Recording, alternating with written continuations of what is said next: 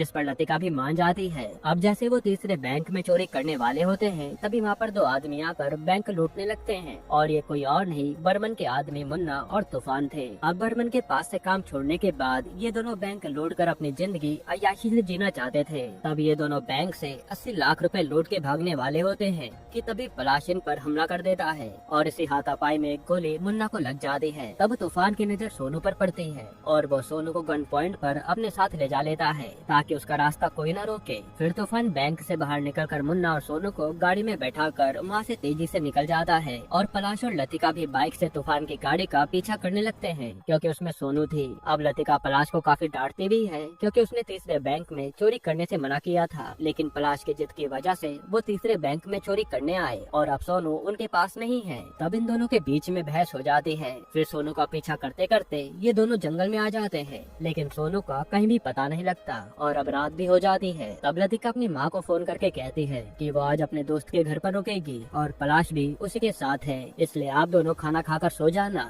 जिसके बाद हम बर्मन को देखते हैं, उसके पास दो आदमी आते हैं। इसमें से एक आदमी का नाम बट्टू होता है और दूसरे का नाम पिनाकी। पिनाकी एक स्कूल टीचर है, लेकिन स्कूल टीचर बनने के बाद भी उसे ज्यादा फायदा नहीं हुआ, इसलिए अब वो बर्मन के साथ काम करना चाहता है ताकि वो ज्यादा पैसा कमा सके। तब बर्मन पिनाकी को एक पहेली सुनाता है और कहता है कि अगर तुमने इसका जवाब दे दिया तो तुम मेरे लिए काम कर सकते हो। तब पिनाकी पहेली का जवाब तुरंत दे देता है, जो देखकर बर्मन की बीवी काफी इम्प्रेस होती है। फिर बर्मन पिनाकी को कुछ पर्चे देता है और कहता है कि इसमें कुछ पहेलियां लिखी हुई है और मेरे भाई ने कुछ बंदूकों को अपने नौकर के साथ मिलकर कहीं छुपा दिया था और तुम्हें वही बंदूकें ढूंढनी है और तुम जितनी ज्यादा पहेली सॉल्व करोगे तुम बंदूकों के उतने पास पहुंच जाओगे, इसलिए जल्दी से जल्दी सारी पहेलियों को सॉल्व करो और बंदूकों को ढूंढ के मेरे पास ले आओ। अगर तुमने बंदूकें ढूंढ दी तो मैं तुम्हारे लिए एक नया स्कूल खुलवा दूंगा। ये सुनकर पिनाकी काफी खुश हो जाता है और बंदूकें ढूंढने में लग जाता है। वहीं हम तूफान को देखते हैं जो जंगल के एक गोदाम में आकर मुन्ना का इलाज करने लगता है और सोनू तूफान को देखकर काफी डर रही थी। हालांकि तूफान सोनू से काफी अच्छे से बर्ताव कर रहा था।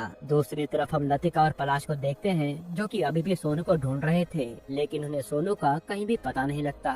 वहीं उधर पुलिस वाले भी बैंक के लुटेरों को ढूंढने में लगे हुए थे और उन्हें ये भी पता लग गया था कि बैंक के लुटेरे एक बच्ची को भी अपने साथ ले गए हैं। अब एक पुलिस ऑफिसर जिसका नाम मिट्टू था, वो किसी भी हाल में सोनू का पता लगाना चाहती थी क्योंकि वो अपने काम के लिए काफी ईमानदार थी। वहीं उसका जो सीनियर ऑफिसर था धार, वो काफी ज्यादा करप्ट इंसान था और इस टाइम भी वो यही सोच रहा था कि कैसे वो इस केस से ज्यादा पैसा कमा सके। वहीं पलाश और लतिका भी पुलिस स्टेशन पहुंच जाते हैं कंप्लेन लिखवाने के लिए, लेकिन तभी लतिका को पता चलता है कि पुलिस वालों को उन दोनों की भी तलाश है क्योंकि एक बैंक में तो चोरी हुई है, लेकिन दूसरे दो बैंकों में कैशियर के पास से पैसा गायब हुआ है। तब लतिका और पलाश ये सब देखकर वहाँ से चुपचाप चले जाते हैं। वहीं मिट्टू को लतिका पर शक होने लगता है और वो पूछताछ करने के लिए लतिका की माँ से जाकर मिलती है, जहाँ लतिका की माँ बताते हैं कि लतिका कल से घर नहीं आई है। तब मिट्टू का शक और भी ज्यादा बढ़ जाता है और वो लतिका को ढूंढने लगती है। वहीं पिनाकी सारी पहेलियों को सॉल्व करते हुए एक डैम के पास पहुंच जाता है और उसे समझ आ गया था कि बंदूकें कहीं न कहीं इसी डैम के अंदर छुपाई गई हैं। तब पिनाकी और बटू मिलकर उसी डैम के अंदर जाने लगते हैं, जहाँ जाते ही उन्हें एक लाश मिलती है। इसके गले पर एक लॉकेट लटका हुआ था। तब पिनाकी उस लॉकेट को ले लेता है